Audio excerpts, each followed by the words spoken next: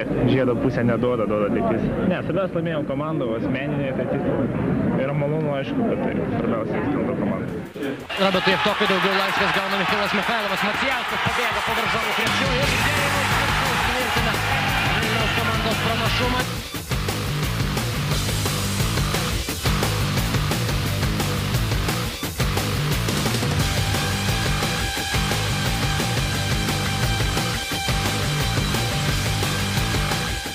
Neįmanoma yra nei atpasakoti, nei papasakoti, tikrai nei kažkam perduoti, tai turi pats pajusti, kai esi žiauriai išsekęs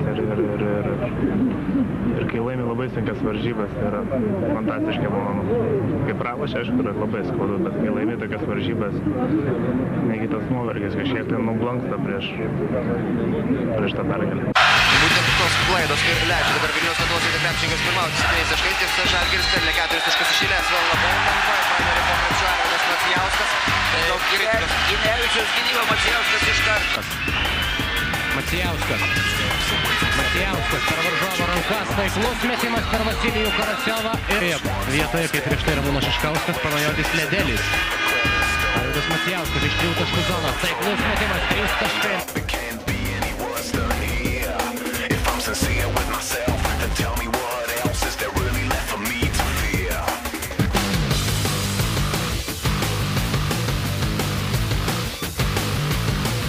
Macijauskas 3 taškai, 53, 4. Vėl nėra kolegos Jono, visi dabar žiūrėkų. Arvydas Macijauskas!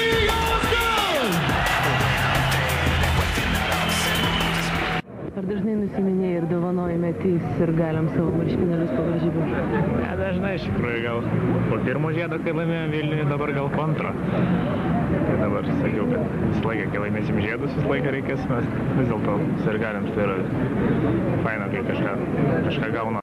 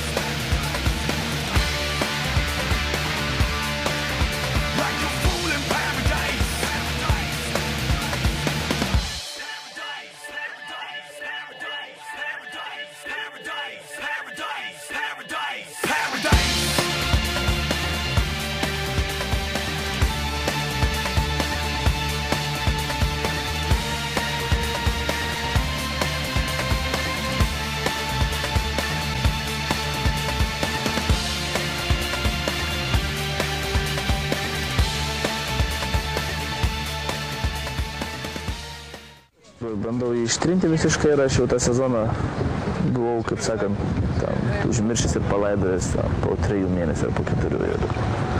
Ir daug negalvoju apie tai, buvo kaip buvo ir kažkaip labai laukiu rinktinės, labai pasilgau krepšinio ir apie praeitis metus negalvoju, nes tikrai buvo nemalonus man ir daugumai, sakykime, ir Lietuvoje, kas, sakykime, serga ar pergyvena, tai jiems irgi ten kažkiek tai skaudu, ten tėvai, draugai.